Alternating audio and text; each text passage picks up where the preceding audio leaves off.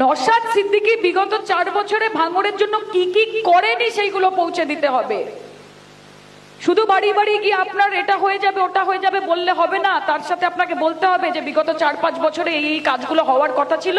আপনাদের ফেলিয়ার বিধায়ক, আপনাদের ব্যর্থ বিধায়ক নওশাদ সিদ্দিকী বিগত 4 বছরে ভাঙড়ের জন্য কি কি করেনি সেইগুলো পৌঁছে দিতে হবে। শুধু বাড়ি বাড়ি গিয়ে আপনার এটা হয়ে যাবে ওটা হয়ে যাবে বললে হবে না, তার সাথে আপনাকে বলতে হবে যে বিগত 4-5 বছরে এই কাজগুলো হওয়ার কথা ছিল। আপনাদের ফেলিয়ার বিধায়ক, আপনাদের ব্যর্থ বিধায়ক। যাদবপুর লোকসভা কেন্দ্রে সায়নী ঘোষ ঠিক কি বললেন? কারণ গোটা পশ্চিমবঙ্গের বা শাসক দলের একজনই বিধায়ক নওশাদ সিদ্দিকী, ইনি ঘুম উড়িয়ে দিয়েছেন এদের সবারই। হ্যাঁ, আপনারা ঠিকই শুনেছেন, শাসক দলের ঘুম উড়িয়ে দিয়েছেন নওশাদ সিদ্দিকী। যাদবপুরে লোকসভা কেন্দ্রে সায়নী ঘোষ এজন্যই হয়তো বললেন যে এই 4 বছরে নওশাদ সিদ্দিকী যে একজন ফেলিয়ার বিধায়ক, তিনি কি কি করেননি তার এরিয়ায় সেটা দেখাতে হবে। এবং যেহেতু সায়নী ঘোষ বলেছেন সেটা দেখাতে হবে, তো ইতিমধ্যেই মাঠে নেমে গেলেন ক্যানিং পূর্বের বিধায়ক শওকত মোল্লা। দেখুন সেই ভিডিও। বিধায়ক সাহেব, রাস্তা খারাপ, বিয়ে ভেঙে যাচ্ছে মেয়ের। বিধায়কের কাছে ক্ষোভ এলাকাবাসীর। চলাচলের রাস্তা খারাপ থাকার কারণে মেয়ে ছেলের বিয়ে ভাঙছে এলাকায়। বিধায়ক শওকত মোল্লার কাছে অভিযোগ মায়ের। অত্যন্ত অদ্ভুত কিন্তু বাস্তব এক ঘটনার সাক্ষী থাকলো ভাঙড় 1 নম্বর ব্লকের নারায়ণপুর সর্দারপাড়া এলাকা। দীর্ঘদিন ধরে এলাকার মাটির রাস্তা বেহাল অবস্থায় পড়ে থাকার জেরে বিয়ে হচ্ছে না ছেলে মেয়েদের, এমনই অভিযোগ তুলেছেন স্থানীয় বাসিন্দারা। এই রাস্তাঘাটের অবস্থা এতটাই খারাপ যে পাত্রপক্ষ আসতেই নারাজ। আমরা তো গরিব মানুষ, কি কারণে বিয়ে হচ্ছে না? কি কারণে বিয়ে হচ্ছে না? রাস্তার কারণে। তোমাদের রাস্তা নিকো বলছে যে তোমাদের রাস্তা নিকো, এ কাজ করবো না, ফিরে চলে যাচ্ছে, হওয়া কাজ ফিরে চলে যাচ্ছে। হ্যাঁ, বেশ কিছু অভিযোগ করছে যে এলাকার মেয়ে ছেলে তাদের বিয়ে হচ্ছে না রাস্তা খারাপের জন্য। কি আশ্বাস দিয়েছেন? দেখুন, সবচাইতে বড় সমস্যা এখানকার বিধায়ক হচ্ছে নওশাদ সিদ্দিকী। আইএসএফ থেকে নির্বাচিত হয়েছিল 2021 সালে। 4 বছর 5 বছর হয়ে গেল, এখনো পর্যন্ত 1 ফুট কাজ করতে পারেনি। এটা অত্যন্ত দুর্ভাগ্যজনক। আমরা মানুষকে কথা দিয়েছি, আপনারা দিদির পাশে থাকুন, মমতা বন্দ্যোপাধ্যায়ের পাশে থাকুন। আমরা নিশ্চিতভাবে রাস্তাঘাটের যে সমস্যা আছে বা মানুষের যে সমস্যাগুলো আছে সেগুলো আমরা মেটানোর চেষ্টা করব। তো আপনারা দেখলেন, শাসক দলের সর্বোচ্চ আসনে বসে থাকা নেত্রী বলেনি, শাসক দলেরই একজন নেত্রী সায়নী ঘোষ, তিনি শুধু বলেছেন যে নওশাদ সিদ্দিকী একজন ফেলিয়ার বিধায়ক।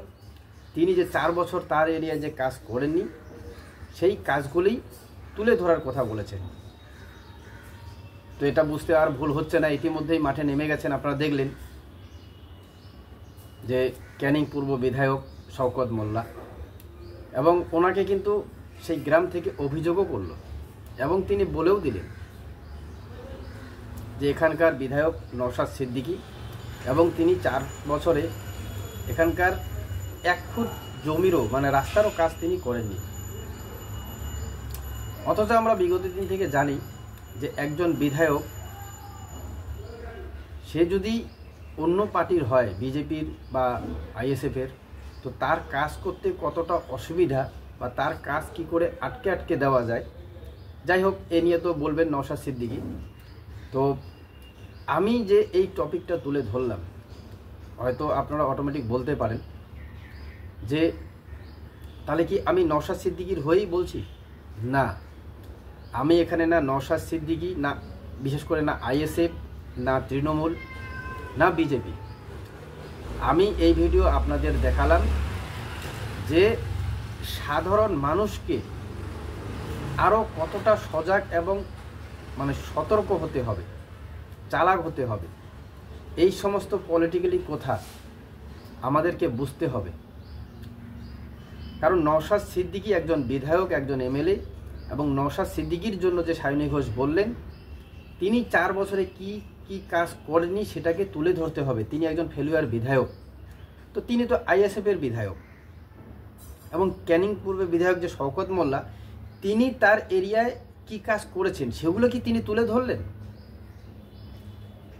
যেমন বিরোধীদের বিধায়কদের কাজ তুলে ধরা হবে, তারা ফেলুয়ার হিসেবে কি কি কাজ করতে পারেননি, ঠিক তেমনি উপর মহল থেকে, শাসক দলেরই উপর মহল থেকে এরকম করে নির্দেশ দেওয়া হোক যে এই ইলেকশনের আগে সাধারণ মানুষের সাথে কথাবার্তা না বলে একজন বিধায়ক সে 4 বছর 5 বছরে তার এরিয়ায় কি কি সাধারণ মানুষের জন্য ডেভেলপমেন্ট করলেন, তার বিধায়কের যে প্রতি বছরে 60 লক্ষ টাকা আসেন, সেই 60 লক্ষ টাকার সেই তার গ্রামে 4 বছরে 5 বছরে কি কাজ করলেন। কারণ বিরোধীদের কথা তুলে না ধরে আপনারা রোলিংয়ে আছেন, আপনাদের তো কাজ করতে অসুবিধা নেই, তাহলে আপনারা আপনাদের যে 5 বছরে আপনাদের যে বিধায়ক যে এরিয়া, সেই এরিয়ার কথাগুলি তুলে ধরছেন না কেন? তো অটোমেটিক এরা কেউ বলবে না।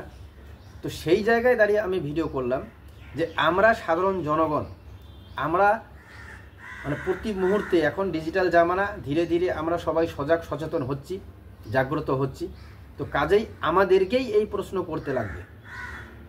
আমরা যারা এই ভিডিও দেখছি বা যারা এই সমস্ত ব্যাপার নিয়ে সচেতন হচ্ছি, আমরাই জিজ্ঞাসা করব আমাদের এরিয়ার বিধায়কদের, সে রোলিং পার্টির হোক, সে বিরোধী পার্টির হোক, সে যে কোনো পার্টির হোক। আবার রোলিং পার্টির হলে আমরা বেশি করে প্রশ্ন করব, কারণটা বলুন কেন? রোলিং পার্টির হলে এই জন্যে করব যে সেই বিধায়কের কাজ করতে কোনো অসুবিধা হয় না, কারণ সেই বিধায়কের কথা তার উপর মহলও শোনেন, তার আশেপাশে যারা কাজ করার জন্য যে দরকার সেগুলিই কিন্তু পুরো পরিকাঠামো তার কথা শোনেন, তাহলে তার কাজকর্ম করতে নিশ্চয়ই কোনো অসুবিধা হবে না। কিন্তু আমাদের এরিয়ার মধ্যে অনেক বিধায়কই আছেন শাসক দলের, যারা কাজ মানে সবসময় মানুষদের প্রতিশ্রুতি দিয়েও সেই প্রতিশ্রুতি পূরণ করছেন না, তাহলে এই সমস্ত জিনিস কারা তুলে ধরবে?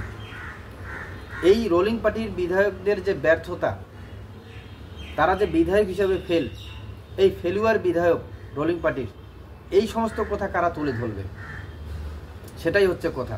কারণ সেখানে সায়নী ঘোষ বলে দিলেন এবং শওকত মোল্লা নেমে পড়লেন, নওশাদ সিদ্দিকী যে কাজ করেনি সেটা তো প্রমাণ পাওয়া গেল, সে কেন করেনি সেটা নওশাদ সিদ্দিকী বলবে, কিন্তু বাদবাকি রোলিং পার্টির বিধায়করা কেন করলেন না সেটা আমাদের সাধারণ নাগরিকদের বুঝতে হবে এবং আমাদের প্রশ্ন করতে হবে। কারণ এই ভোট আসছে, ভোট আসলেই দেখবেন প্রতি নেতা মন্ত্রী যতরাই থাকে তাদের দেখা না পেলেও এই ভোটের সময় কিন্তু দেখা পাবেন, আপনার এরিয়ায় যাবে, আপনার সাথে কথা বলবে, আপনাকে ভোট দেওয়ার কথা বলবে। এবং সামনে আমরা করব, আবার আমাদেরকে জেতান, যেটা এই শওকত মোল্লা বলেই দিলেন যে দিদিকে জেতাতে হবে, দিদিকে আনতে হবে, তাহলে মোটামুটি কাজকর্ম হবে। তাহলে যে সব জায়গায় দিদি আছেন সেই সব জায়গায় কি হচ্ছে, সেই সমস্ত যে দিদির সমর্থক রোলিং পার্টির বিধায়করা আছেন তারা কি করছেন? তো আমার পুরো ভিডিওটা যদি আপনারা দেখেন তো অবশ্যই আমার ব্যক্তিগত মতের সাথে যদি আপনাদের মত মেলে তো অবশ্যই কমেন্টের মাধ্যমে জানাবেন, এবং যদি এই ভিডিওটি ভালো লাগে তো আপনারা অবশ্যই শেয়ার করবেন, যাতে সাধারণ লোক আরও এই ভিডিওটি দেখে এবং আমরা যাতে প্রশ্ন করতে পারি। কারণ বিরোধীদের যারা রোলিং পার্টির হয়ে বিরোধী করছেন তাদের ব্যর্থতা, তাদের যে বিধায়ক হিসেবে ব্যর্থতা সেটা রোলিং পার্টি দেখাচ্ছেন, ওরাই দেখাচ্ছেন, কিন্তু রোলিং পার্টির যে বিধায়কদের যে ব্যর্থতা, ফেলুয়ার বিধায়করা, তাদের ব্যর্থতা এরা দেখাবে না, আমি জানি, এটা আমি গ্যারান্টি দিয়ে বলতে পারি। কিন্তু সেই ব্যর্থতার কথা আপনার আমার মতো সাধারণ জনগণকেই তুলে ধরতে লাগবে। যাই হোক বন্ধুরা, আবারও বলি, ভিডিওটি ভালো লাগলে অবশ্যই আপনার কমেন্ট করবেন, জানাবেন, এবং ভালো থাকবেন, সজাগ থাকবেন। জয় হিন্দ, জয় বাংলা।